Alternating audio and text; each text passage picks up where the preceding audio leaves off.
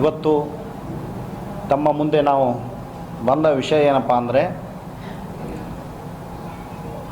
ಇವತ್ತು ಕಲಬುರಗಿ ಜಿಲ್ಲೆಯ ಚಿತ್ತಾಪುರ ತಾಲೂಕಿನಲ್ಲಿ ಕಳೆದ ದಿನಾಂಕ 29/2/2024 ಚಿತ್ತಾಪುರ ನಗರದಲ್ಲಿ ನಡೆದಂಥ ಒಂದು ಕಾರ್ಯಕ್ರಮ. ಆ ಕಾರ್ಯಕ್ರಮದಲ್ಲಿ ಸಾಮಾಜಿಕ ಚಿಂತಕನೆಂದೇ ಹೇಳಿಕೊಳ್ತಿರುವಂಥ ಸೂಲಿಬೆಲೆ ಚಕ್ರವರ್ತಿಯವರು ಮಾತನಾಡುತ್ತಾ ಇವತ್ತು ಪ್ರಿಯಾಂಕಾ ಖರ್ಗೆಜಿಯವರ ಬಗ್ಗೆ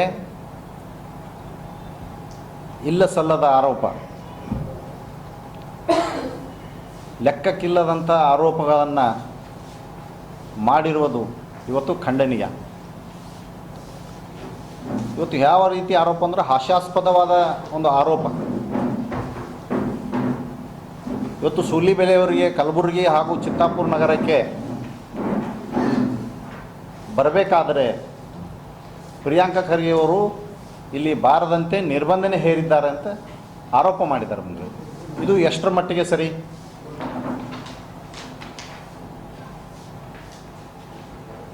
ಇವತ್ತು ಎಷ್ಟರ ಮಟ್ಟಿಗೆ ಸರಿ ಇದು? ಇವತ್ತು ಸಂವಿಧಾನದ ಅಡಿಯಲ್ಲಿ ಕಾರ್ಯನಿರತರಾಗಿರುವಂಥ ಪೊಲೀಸ್ ಇಲಾಖೆಯವರು ಯಾವ ಸಂದರ್ಭದಲ್ಲಿ ಕಾನೂನಿನ ಸುವ್ಯವಸ್ಥೆ ಕಾಪಾಡುವ ಸಲುವಾಗಿ ಕಾನೂನಿನ ಅಡಿಯಲ್ಲಿ ಯಾವ ನಿರ್ಧಾರ ತೆಗೆದುಕೊಳ್ತಾರೆ ಅದು ಅವರಿಗೆ ಬಿಟ್ಟ ವಿಷಯ. ಆದರೆ ಇವರು ಪ್ರಿಯಾಂಕಾ ಖರ್ಗೆಯವರ ಮೇಲೆ ಆರೋಪ ಮಾಡೋದು, ಈ ಒಂದು ವಿಷಯವನ್ನು ನಾವು ಇಲ್ಲಿ ಪರಿಗಣಿಸಬೇಕಾಗ್ತದೆ.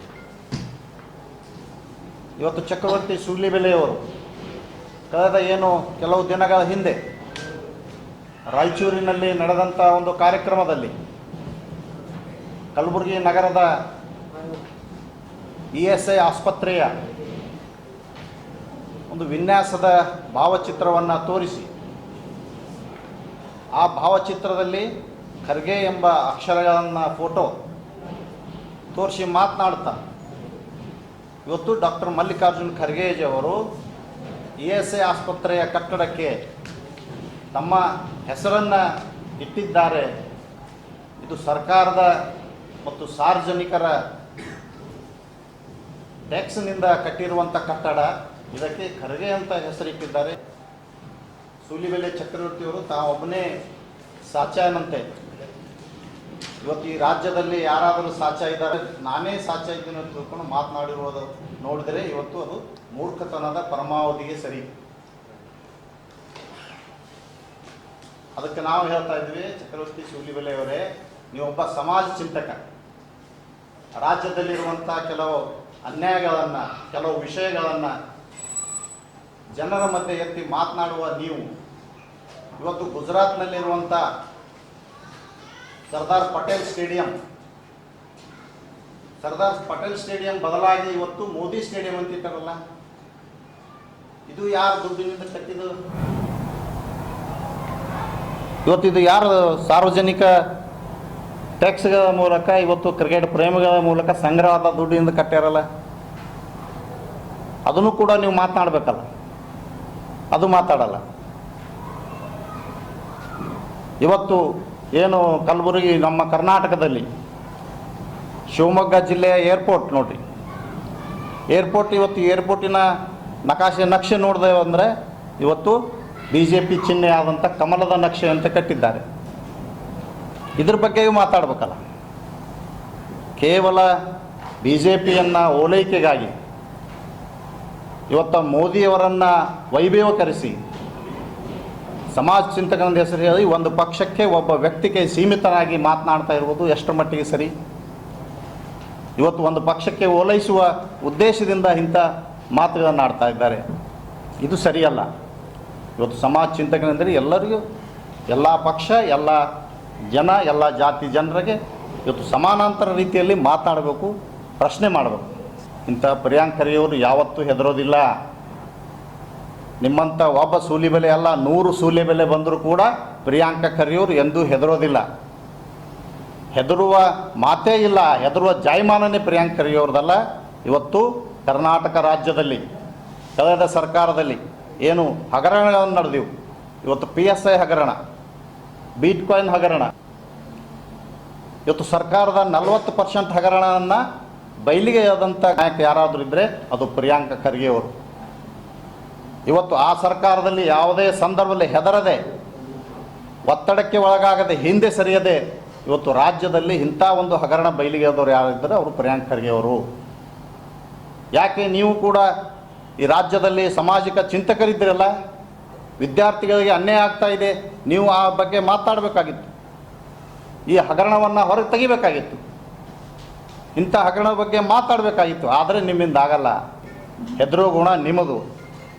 ಇವತ್ತು ಹೆದರುವ ಗುಣ ನಿಮ್ಮದದ. ಪ್ರಿಯಾಂಕ್ ಖರ್ಗೆ ಅವರು ಯಾವತ್ತೂ ಹೆದರಲಿಲ್ಲ, ಹೆದರೋದು ಇಲ್ಲ. ಇವತ್ತು ನಾವು ಯಾವತ್ತೂ ಕಲ್ಯಾಣ ಕರ್ನಾಟಕ ಜನ ಹೆದರಿ ಹಿಂದೆ ಸರಿಯುವ ಜನ ಅಲ್ಲ. ನಾವು ಯಾವುದೇ ಸಂದರ್ಭದಲ್ಲಿ ಗಟ್ಟಿತನದಿಂದ ನಾವು ಸರ್ಕಾರ ಇರ್ಬೋದು, ಇವತ್ತು ಯಾವುದೇ ಅನ್ಯಾಯ ಆಗಿರೋ ಅದನ್ನು ಪ್ರಶ್ನಿಸುವಂಥ ಕೆಲಸ ನಮ್ಮಲ್ಲಿ ನಡೀತಾ ಇದೆ. ಇವತ್ತೇನು ನೀವು ಈ ರೀತಿಯಾಗಿ ಏಕವಚನದಲ್ಲಿ ಮಾತನಾಡಿರೋದು ನಾವು ಖಂಡಿಸ್ತಾ ಇದ್ದೇವೆ. ಈ ಮೂಲಕ ನಾವು ಕಲ್ಯಾಣ ಕರ್ನಾಟಕದಿಂದ ನಿಮಗೆ ಎಚ್ಚರಿಕೆಯನ್ನು ಕೊಡ್ತಾ ಇದ್ದೀವಿ. ಮುಂಬರುವ ದಿನಗಳಲ್ಲಿ ನಿಮ್ಮ ನಾಲಿಗೆ ಬಿಗಿ ಹಿಡಿದು ಮಾತಾಡಬೇಕು.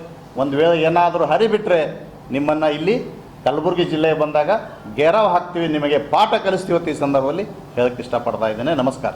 ಇಂಥ ಪ್ರಿಯಾಂಕ್ ಖರ್ಗೆಯವರು ಯಾವತ್ತೂ ಹೆದರೋದಿಲ್ಲ. ನಿಮ್ಮಂಥ ಒಬ್ಬ ಸೂಲಿಬೆಲೆ ಅಲ್ಲ, 100 ಸೂಲಿಬೆಲೆ ಬಂದರೂ ಕೂಡ ಪ್ರಿಯಾಂಕ್ ಖರ್ಗೆಯವರು ಎಂದೂ ಹೆದರೋದಿಲ್ಲ. ಹೆದರುವ ಮಾತೇ ಇಲ್ಲ, ಹೆದರುವ ಜಾಯಮಾನನೇ ಪ್ರಿಯಾಂಕ್ ಖರ್ಗೆ ಅವ್ರದ್ದಲ್ಲ. ಇವತ್ತು ಕರ್ನಾಟಕ ರಾಜ್ಯದಲ್ಲಿ ಕಳೆದ ಸರ್ಕಾರದಲ್ಲಿ ಏನು ಹಗರಣಗಳನ್ನು ನಡೆದಿವು, ಇವತ್ತು PSI ಹಗರಣ, ಬಿಟ್ಕಾಯಿನ್ ಹಗರಣ, ಇವತ್ತು ಸರ್ಕಾರದ 40% ಹಗರಣವನ್ನು ಬಯಲಿಗೆ ಆದಂಥ ನಾಯಕ ಯಾರಾದರೂ ಇದ್ದರೆ ಅದು ಪ್ರಿಯಾಂಕ್ ಖರ್ಗೆ ಅವರು. ಇವತ್ತು ಆ ಸರ್ಕಾರದಲ್ಲಿ ಯಾವುದೇ ಸಂದರ್ಭದಲ್ಲಿ ಹೆದರದೆ, ಒತ್ತಡಕ್ಕೆ ಒಳಗಾಗದೆ, ಹಿಂದೆ ಸರಿಯದೆ ಇವತ್ತು ರಾಜ್ಯದಲ್ಲಿ ಇಂಥ ಒಂದು ಹಗರಣ ಬಯಲಿಗೆ ಆದವರು ಯಾರಿದ್ದರೆ ಅವರು ಪ್ರಿಯಾಂಕ್ ಖರ್ಗೆ ಅವರು. ಹೆದರುವ ಗುಣ ನಿಮ್ಮದು. ಇವತ್ತು ಹೆದರುವ ಗುಣ ನಿಮ್ಮದದ. ಪ್ರಿಯಾಂಕ್ ಖರ್ಗೆ ಅವರು ಯಾವತ್ತೂ ಹೆದರಲಿಲ್ಲ, ಹೆದರೋದು ಇಲ್ಲ. ಇವತ್ತು ಕಲ್ಯಾಣ ನೀವು ಈ ರೀತಿಯಾಗಿ ಏಕವಚನದಲ್ಲಿ ಮಾತನಾಡಿರೋದು ನಾವು ಖಂಡಿಸ್ತಾ ಇದ್ದೇವೆ. ಈ ಮೂಲಕ ನಾವು ಕಲ್ಯಾಣ ಕರ್ನಾಟಕದಿಂದ ನಿಮಗೆ ಎಚ್ಚರಿಕೆಯನ್ನು ಕೊಡ್ತಾ ಇದ್ದೀವಿ. ಮುಂಬರುವ ದಿನಗಳಲ್ಲಿ ನಿಮ್ಮ ನಾಲಿಗೆ ಬಿಗಿ ಹಿಡಿದು ಮಾತಾಡಬೇಕು. ಒಂದು ವೇಳೆ ಏನಾದರೂ ಹರಿಬಿಟ್ರೆ ನಿಮ್ಮನ್ನು ಇಲ್ಲಿ ಕಲಬುರಗಿ ಜಿಲ್ಲೆಗೆ ಬಂದಾಗ ಗೆರವು ಹಾಕ್ತೀವಿ, ನಿಮಗೆ ಪಾಠ ಕಲಿಸ್ತೀವಿ. ಈ ಸಂದರ್ಭದಲ್ಲಿ ಹೇಳಕ್ಕೆ ಇಷ್ಟಪಡ್ತಾ ಇದ್ದೇನೆ. ನಮಸ್ಕಾರ.